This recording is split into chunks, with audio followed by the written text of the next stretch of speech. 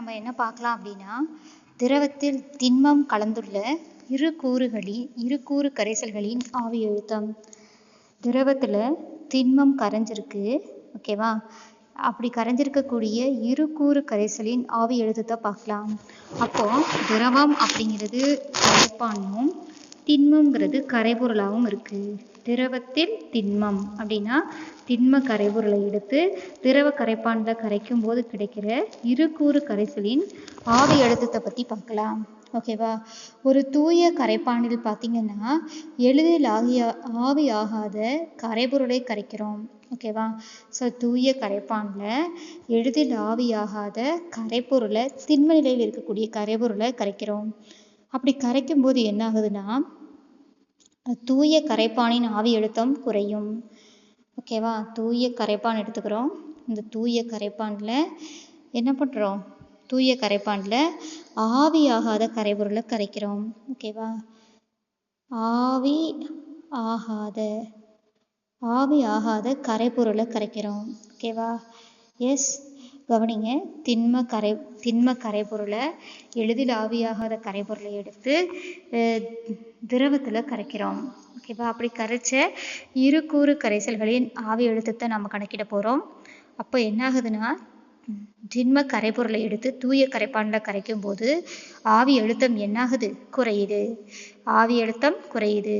இந்த கரைசல்களில் கரைபொருள் எளிதில் ஆவியாகாது, ஓகேவா? ஸோ கரைபொருள்னு சேர்க்கக்கூடிய திண்ம கரைபொருள் என்ன ஆகக்கூடாது?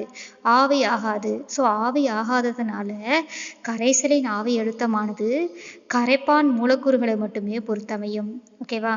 கரைசலின் ஆவி அழுத்தம் எதை மட்டும்தான் பொறுத்தமையும்னா கரைப்பான் மூலக்கூறுகளை மட்டுமே பொறுத்தமையும். எடுத்துக்காட்டு பாருங்க, சோடியம் குளோரைடு எடுத்துக்கிறோம், ஓகே? எஸ், சோடியம் குளோரைடை நீரில் கரைக்கிறோம். அப்படி கரைச்சா நமக்கு உப்பு கரைசல் கிடைக்கும். சோடியம் குளோரைடு அப்படிங்கிறது திண்ம கரைப்பொருள், ஓகே? சோடியம் குளோரைடு அப்படிங்கிற திண்ம கரைப்பொருளை எடுத்து எதில் கரைக்கிறோம்னா நீரில் கரைக்கிறோம். ஸோ அப்படி நீரில் கரைக்கும் போது என்ன ஆகுது அப்படின்னா சோடியம் குளோரைடு திண்ம கரைப்பொருள் திரவம் அப்படிங்கிற நீரில் கரைக்கும் போது உப்பு கரைசல் உருவாகுது. அந்த உப்பு கரைசலுடைய ஆவி அழுத்தம் குறைகிறது. கரைசலின் ஆவி அழுத்தம் குறைகிறது, ஓகேவா? உப்பு கரைசலோட ஆவி அழுத்தம் குறையுது ஸ்டூடெண்ட்ஸ், ஓகே? எந்த ஒரு நேரத்திலும் கரைசலின் மேற்பரப்பில் காணப்படும் கரைப்பான் மூலக்கூறுகளின் எண்ணிக்கையானது கரைசலின் ஆவி அழுத்தத்தை நிறைக்கிறது. ஸோ அப்போ கரைசலுக்கு மேலே மேற்பரப்பில் காணப்படக்கூடிய கரைப்பான் மூலக்கூறுகளின் எண்ணிக்கை, இந்த இடத்துல கரைப்பான் மூலக்கூறுகள் மேலே காணப்படும், ஓகேவா? அந்த கரைசலில் கரைப்பான் மூலக்கூறுகள் மேலே காணப்படும். அந்த கரைப்பான் மூலக்கூறுகளின் எண்ணிக்கை மேற்பரப்பில் காணப்படக்கூடிய கரைப்பான் மூலக்கூறுகளின் எண்ணிக்கையானது கரைசலின் ஆவி அழுத்தத்தை நிர்ணயிக்க பயன்படுதாம், ஓகேவா? ஸோ கரைசலின் ஆவி அழுத்தம் கரைப்பானின் மோல் பின்னத்திற்கு நேர்வகத்தில் இருக்கும். இதை நம்ம ஆல்ரெடி படிச்சிருக்கோம், ரவுல்ட் விதியிலையும் அதான் படிச்சிருக்கிறோம். கரைசலின் ஆவி அழுத்தம் என்பது கரைப்பானின் மோல் பின்னத்திற்கு நேர் விகிதத்தில் இருக்கும். ஸோ கரைசலின் ஆவி அழுத்தம் என்பது கரைப்பானின் மோல் பின்னத்திற்கு நேர் விகிதத்தில் இருக்கும், ஓகேவா? ஸோ கரைசலின் ஆவி அழுத்தம் ஆனது கரைப்பானின் மோல் பின்னத்துக்கு நேர்விகிதத்தில் அமையும், ஓகேவா? எஸ், கவனிங்க. அடுத்து பாருங்க, ஆவியாகும் கரைப்பான் துகள், ஆவியாகாத கரைபொருள் துகள். ஸோ ஆவியாகும் கரைப்பான் துகளில் நாம் என்ன பண்ணுறோம்?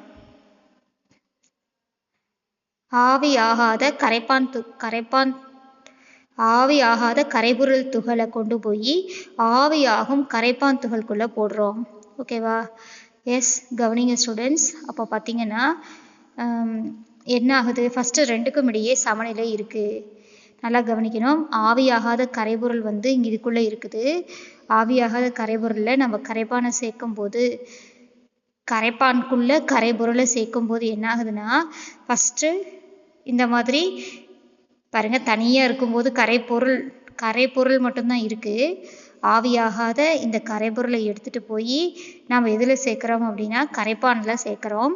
அப்படி சேர்க்கும்போது ஆவியாகாத கரைபொருள் முன்னிலையில் ஆவியாதல் வீதம் குறைகிறது, ஓகேவா? கரைசலினுடைய ஆவியாதல் வீதம் என்னாகுது, குறைக்கப்படுது. ஓகேவா? எஸ், கீழே பாருங்க. பி கரைசல் is directly proportional to XA. So கரைசலின் பகுதி அழுத்தம், ஆவி அழுத்தம், கரைசலின் ஆவி அழுத்தம் அப்படிங்கிறது அந்த கரைப்பானின் மோல் பின்னத்துக்கு நேர்விகிதத்தில் இருக்கும். இந்த இடத்துல எக்ஸ்ஏங்கிறது கரைப்பானின் மோல் பின்னம். ஓகேவா? எஸ், இந்த ப்ரொபோர்ஷனல் சைனை ரிமூவ் பண்ணுறதுக்கு மாறிலியை கொண்டு போயிருக்கிறோம். பி கரைசல் is equal to K into X A. P கரைசல் is equal to K into X A. இந்த இடத்துல எக்ஸ்ஏ வந்து 1 இருந்தால் K is equal to P naught. P not கரைப்பான், தூய கரைப்பானின் ஆவி அழுத்தம். ஆல்ரெடி பார்த்துருந்தோம். பி நாட் அப்படிங்கிறது தூய கரைப்பானின் ஆவி அழுத்தம். ஓகேவா? ஸோ அப்போ பார்த்தீங்கன்னா பி கரைசல் இதை எடுத்துகிட்டு போய் இந்த பி கேவினுடைய மதிப்பை எடுத்துக்கிட்டு போய் இந்த ப்ரொபோர்ஷனல் சைனுக்கு முன்னாடி இருக்கிற இந்த வாய்ப்பாட்டில் பிரதியிடணும். பி கரைசல் ஈக்குவல் டு பி நாட்டு கரைப்பான் ஈக்குவல் பி நாட்டு கரைப்பான் இன்ட்டு எக்ஸ்ஏ. ஸோ வாய்ப்பாடு பாருங்கள். பி கரைசல் is equal to K into X A. இந்த இடத்துல கேவோட மதிப்பு பார்த்தீங்கன்னா பி நாட் கரைப்பான். அப்போ பி கரைசல் is equal to P not கரைப்பான் இன்ட்டு எக்ஸ்ஏ. பி கரைசல் அப்படிங்கிறது கரைசலின் ஆவி அழுத்தம், பி நாட்டு கரைப்பான் அப்படிங்கிறது தூய கரைப்பானின் ஆவி அழுத்தம், நாட்டு போட்ட தூய கரைப்பானின் ஆவி அழுத்தம், எக்ஸ்ஏ அப்படிங்கிறது கரைப்பானின் மோல் பின்னம். ஓகேவா? எஸ், நமக்கு இப்போ எக்ஸ்ஏ தான் ஸ்டூடெண்ட்ஸ் வேணும். ஸோ அப்போ இந்த பக்கத்தில் இருக்கக்கூடிய இந்த கரைப்பானை வந்து பீனட் தூய கரைப்பானின் ஆவி அழுத்தத்தை இந்த சைடு கொண்டு வந்தோம்னா வகுத்தலுக்கு வந்துடும். ஸோ வகுத்தலுக்கு வந்தால் கீழே வந்த மாதிரி வாய்ப்பாடு கிடைக்கும் பாருங்கள். ஸோ எப்படி கிடைக்கும் அப்படின்னா பி கரைப்பான் டிவைடட் பை பி நாட்டு கரைப்பான் is equal to X A. P கரைசல் டிவைடட் பை பி நாட்டு கரைப்பான் ஈக்குவல் டு எக்ஸ்ஏ. ஓகேவா? இப்போ நெக்ஸ்ட்டு நம்ம என்ன பண்ணுறோம் அப்படின்னு பார்த்தீங்கன்னா 1லேருந்து இதை ரெண்டையுமே கழிக்கிறோம். ஸோ ரெண்டையுமே 1லேருந்து கழிக்கிறோம். 1 மைனஸ் பி கரைசல் டிவைடட் பை பி நாட்டு கரைப்பான், 1 மைனஸ் பி கரைசல் டிவைடட் பை பி நாட்டு கரைப்பான் equal to 1 minus X A. So 1லேருந்து இதை அப்படியே கழிக்கிறோம். ஸோ 1 மைனஸ் பி கரைசல் டிவைடட் பை பி நாட்டு கரைப்பான் ஈக்குவல் டு 1 மைனஸ் எக்ஸ்ஏ. ஓகேவா? அடுத்து இதில் எல்சிஎம் எடுக்கிறோம் ஸ்டூடெண்ட்ஸ். அப்போ எல்சிஎம் எடுக்கும்போது என்ன வருதுன்னா பி நாட்டு கரைப்பான் மேலே 1 இருக்கா, இந்த கரைப்பானால் இந்த 1 மல்டிப்ளை பண்ணோம்னா மேலே பி நாட்டு கரைப்பான் மைனஸ் பி கரைசல். ஓகே, மறுபடியும் எழுதி காமிக்கிறேன் கவனிங்க. இந்த இடத்துல என்ன வரும்னா எல்சிஎம் எடுக்கிறோம்.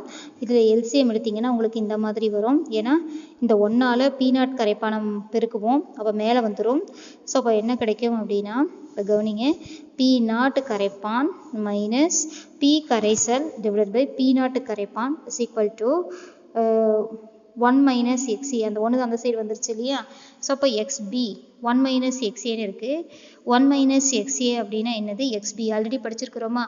XA plus X B is equal to 1. Okay, நமக்கு எக்ஸ்பி தான் வேணும். எக்ஸ்பி அப்படின்னா 1 மைனஸ் எக்ஸ்ஏ.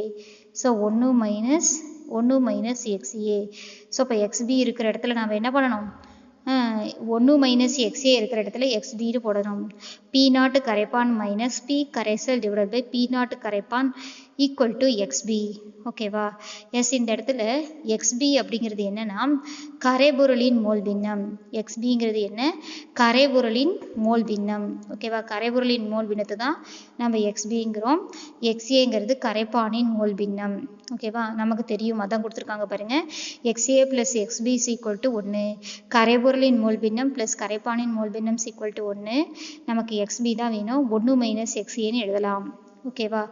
எஸ், அடுத்து பாருங்க. இந்த சமன்பாட்டின்படி என்ன சொல்லலாம்னா ஒப்பு ஆவி அழுத்த குறைவை தருகிறது.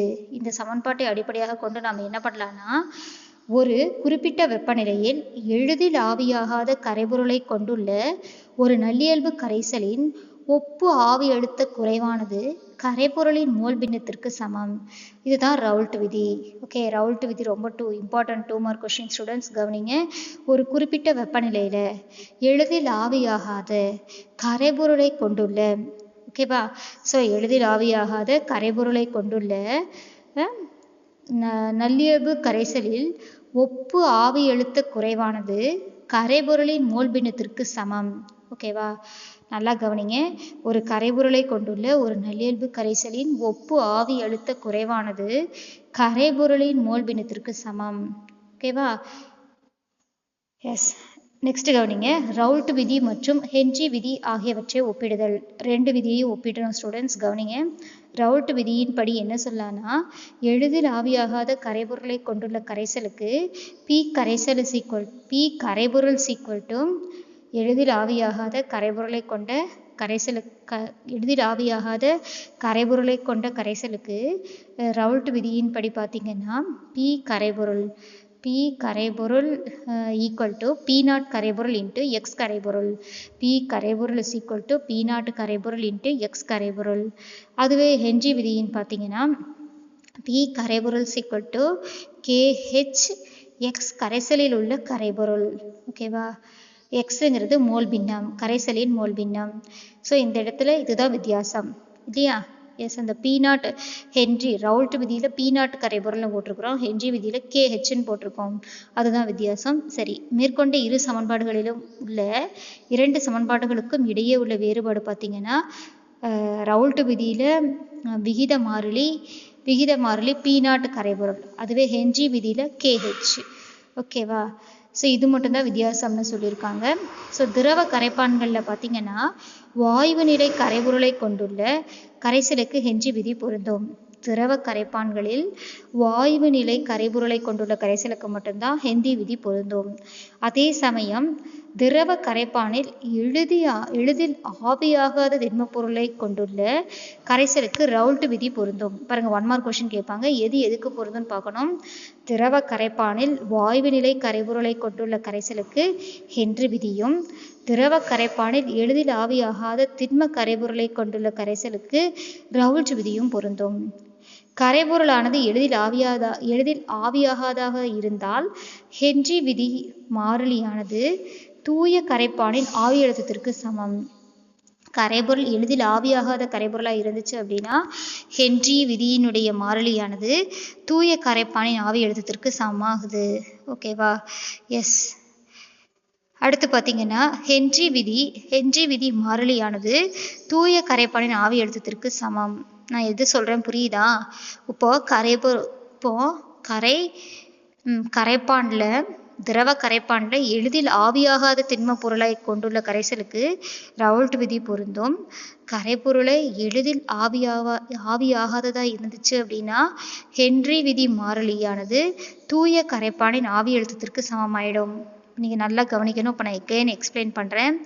இரண்டு சமன்பாடுகளும் எதில் மாறுபடுதுன்னா, ஒன்று விகித மாறிலி, இன்னொன்று கேஹெச்சில் மட்டும் வருது. ரவுல்ட் விதி வந்து விகித மாறிலியிலையும் ஹென்றி விதி கேஹெச்லையும் மாறுபடுது. ஓகேவா? சரி, திரவ கரைப்பானில் பார்த்தீங்கன்னா வாயு நிலை கரைபொருள் கொண்டுள்ள கரைசலுக்கு, அப்போ திரவத்தில் வாயு கரைபொருளை கரைக்கிறதுக்கு ஹென்றி விதி பொருந்தும். அதுவே திரவ கரைப்பானில் ஆவியாகாத கரைபொருளை கரைக்கிறதுக்கு ரவுல்ட் விதி பொருந்தும். ஓகேவா? ஸோ கரைபொருளானது எளிதில் ஆவியாகாததாக இருந்துச்சு அப்படின்னா ஹென்றி விதி மாறிலி வந்து விகித மாறிலி தூய கரைப்பானின் ஆவி அழுத்தத்திற்கு சமமாக மாறிடும். பாருங்க, இது வந்து இதுக்கு சமமாக மாறிடும். எப்போனா ஆவியாகாத கரைபொருளை கரைப்பானில் கரைக்கும் போது, தூய கரைப்பானில் கரைக்கும் போது. சரியா? ஸோ ரவுல்ட் விதியானது ஹென்றி விதியின் சிறப்பு நிகழ்வு. ஓகே. எஸ். மிக நீர்த்த கரைசலில் பார்த்தீங்கன்னா கரைப்பானானது ரவுல்ட் விதிக்கு மட்டும் உட்படும். மிக நீர்த்த கரைசலில் மட்டும்தான் நம்ம ரவுல்ட் விதி, அந்த கரைப்பான் வந்து ரவுல்ட் விதிக்கு உட்படும். மேலும் கரைபொருளானது ஹென்றி விதிக்கு உட்படும். பாருங்க, ஸோ மிகவும் நீர்த்த கரைசல்களில் கரைப்பான் மூலக்கூறுகள் ரவுல்ட் விதிக்கும், கரைபொருள் வந்து ஹென்றி விதிக்கும் உட்படுது. ஓகேவா? எஸ். புரியுதா ஸ்டூடெண்ட்ஸ்?